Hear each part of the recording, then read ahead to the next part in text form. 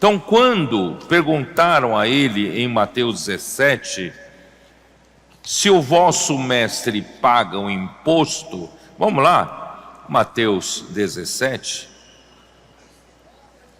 Senhor Jesus, ei Pedro, vamos lá, Pedro, Mateus 17, versículo 24, tendo eles chegado a Cafarnaum, dirigiram-se a Pedro os que cobravam o imposto das 2 dracmas e perguntaram: não paga o vosso mestre as 2 dracmas?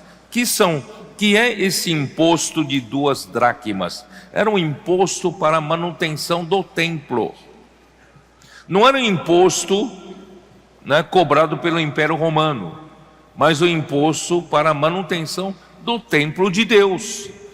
Jesus, sendo o Filho de Deus, não paga o imposto para manter o templo de Deus, tá? Só que Pedro, bocudo, precipitado, vosso mestre paga imposto? Paga, todo mundo paga, todos nós pagamos. Aí ele falou: paga. Sim, respondeu ele.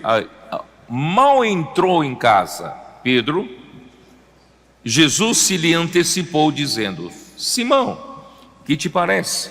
De quem cobram os reis da terra impostos ou tributo? Dos seus filhos ou dos estranhos? Respondendo Pedro: dos estranhos, claro. Jesus lhe disse logo: estão isentos os filhos. Então aí ele entendeu, Jesus é o Filho de Deus, Eu me precipitei, tá?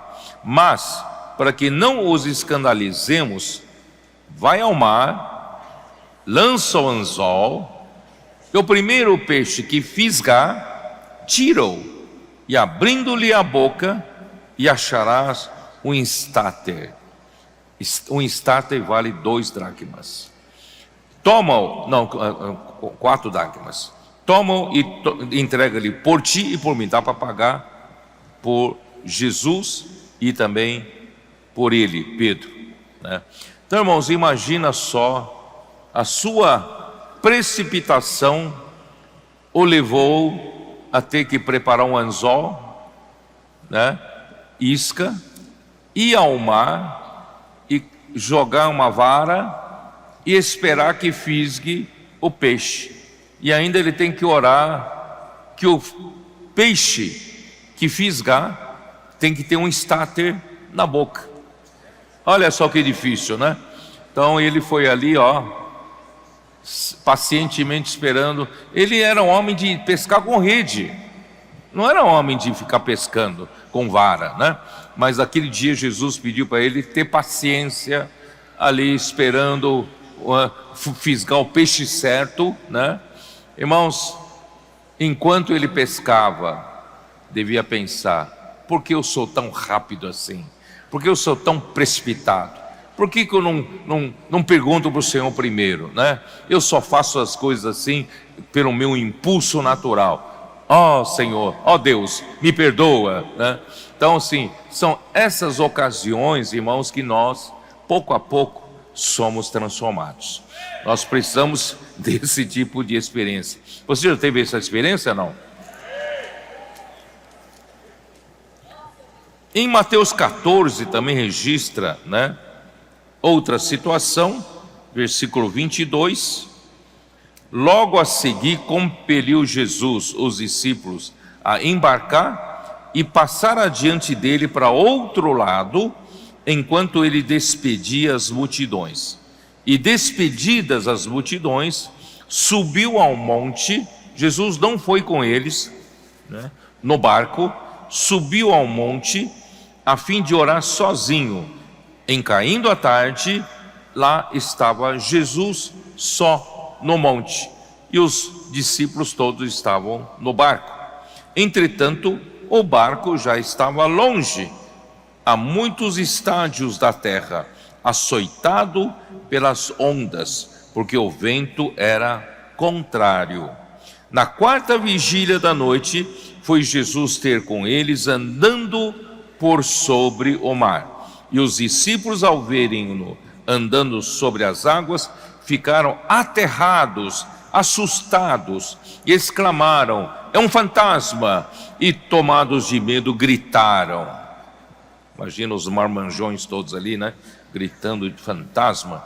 Mas Jesus imediatamente lhes disse: tem de bom ânimo, sou eu, não temais, né? Aí lá vem o Pedro. Isso é bom, né? Uma coisa boa que é o Pedro, ele reage logo, né? Tá? Respondendo-lhe, Pedro disse: se és tu, Senhor, manda-me ir ter contigo por sobre as águas. Então Jesus disse: vem.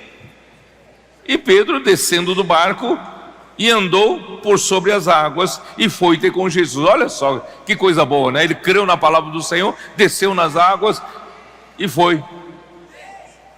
Mas reparando, porém, na força do vento, teve medo, e começando a submergir, gritou: salva-me, Senhor! Aí perdeu a fé. Na precipitação, não pensou duas vezes, não teve medo, e o Senhor fez andar por sobre as águas. Mas quando olhou para as circunstâncias, ele, né, teve medo e começou a afundar. E prontamente Jesus, estendendo a mão, tomou-o e lhe disse: homem de pequena fé, por que duvidaste? Subindo ambos para o barco, cessou o vento. E os que estavam no barco adoraram, dizendo: verdadeiramente és Filho de Deus. Por que essas coisas acontecem com Pedro? Deus queria prepará-lo, né? Aí, em João 16, que nós acabamos de ler, tem uma sequência, tá? Depois que Jesus disse: edificarei a minha igreja, né? Tu és Pedro, e sobre essa pedra edificarei a minha igreja, e as portas do Hades não prevalecerão contra ela. Aí no versículo 21, desde esse tempo começou Jesus Cristo a mostrar a seus discípulos que lhe era necessário seguir para Jerusalém e sofrer muitas coisas dos anciãos, dos principais sacerdotes e dos escribas, ser morto e ressuscitado no terceiro dia.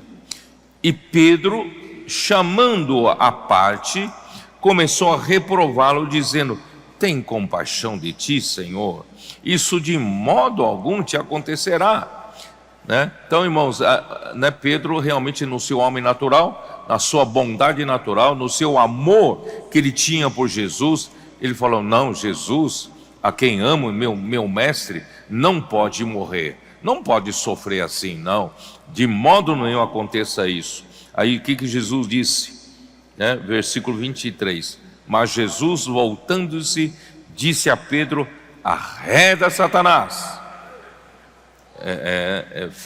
Foi bem forte essa experiência para ele. Jesus, que ele amava tanto, voltou-se para ele e disse: arreda, Satanás. Então olha o choque que ele teve, né?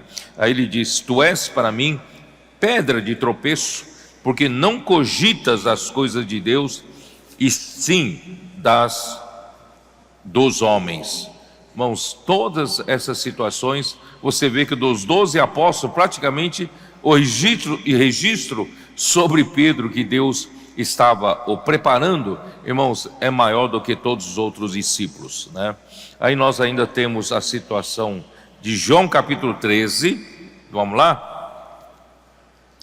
João capítulo 13, versículo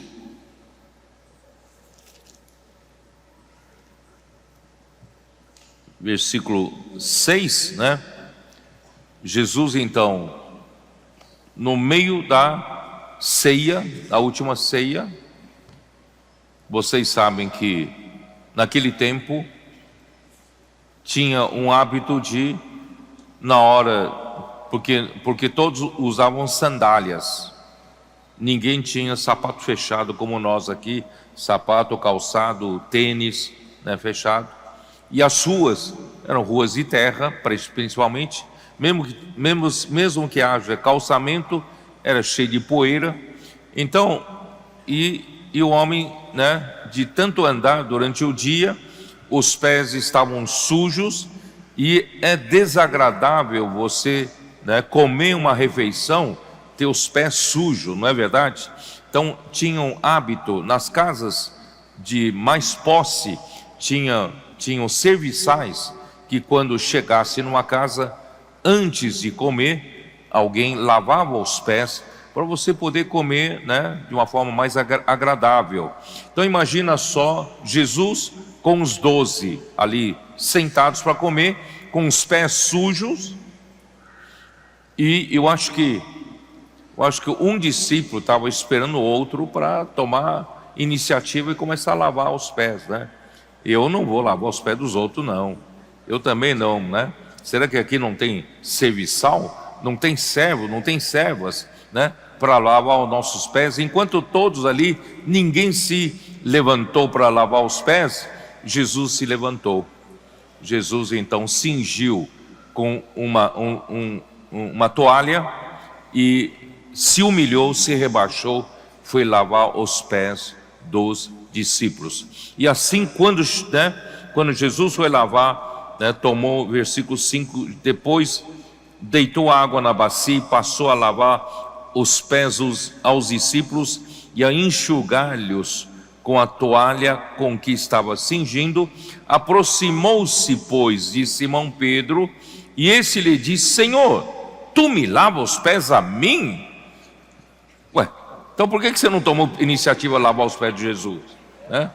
Tu me lavas os pés a mim? Respondeu-lhe Jesus: o que eu faço não o sabes agora, compreendê-lo-ás depois. Irmãos, essa é uma boa lição para nós também aprendermos.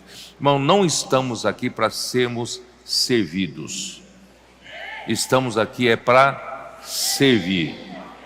Mesmo, irmãos, que nós ensinamos a outra geração mais jovem aprender a servir, irmão, isso é muito bom. Eu vejo nos CEAPs, eu vejo no meio dos comportores, eu vejo no meio dos jovens, irmãos, estão sendo aperfeiçoados a servir. Porque, irmãos, sem esse aperfeiçoamento, né, nós estamos acostumados a esperar os outros servirem. Irmãos, isso não é bom. Né, na igreja, todos nós temos que aprender a servir os outros, especialmente a geração mais jovem, né, os ceapistas, na casa de adolescentes, aprenderem a servir, né, não esperar os outros servirem. Mas os que são servidos por esses mais jovens, eu tenho alertado também os irmãos, né, para a gente não se acostumar. Parece que nós temos sempre serviçais ao nosso redor, né? Eu estou aqui até na reunião, serve numa conferência, de repente pede para algum serviçal trazer café para mim, né? Algum serviçal trazer chá para mim. Não, seus irmãos me servem chá, é para poder ministrar a palavra, né? Molhar a garganta. Mas eu não tenho nenhum serviçal que fica trazendo lanche para mim, sanduíche para mim, água, né? Água os irmãos fornecem, mas café, né?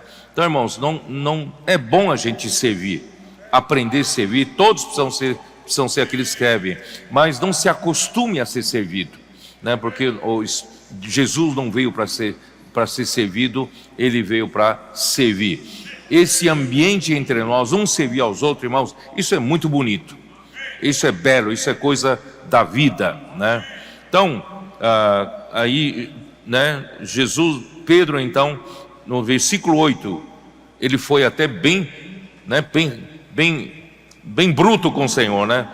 Disse-lhe Pedro: nunca me lavará os pés. Jesus, nunca me lavar, eu não vou deixar lavar, não, né? Respondeu-lhe Jesus: se eu não te lavar, não tens parte comigo.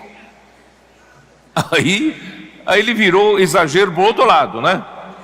Então Pedro lhe pediu: Senhor, não somente os pés, mas também me lava as mãos e a cabeça, me lava todo o corpo, né? Aí, irmão, também é muito exagerado, né? Por isso, irmão, esse é Pedro, né, que vocês estão vendo. E versículo 10, declarou-lhe Jesus: quem já se banhou não necessita de lavar, senão os pés, quanto a mais está todo limpo. Ora, vós estáis limpos, mas não todos. Judas Iscariotes não foi limpo, mas os demais 11 foram limpos pela palavra, né? Ó Senhor Jesus.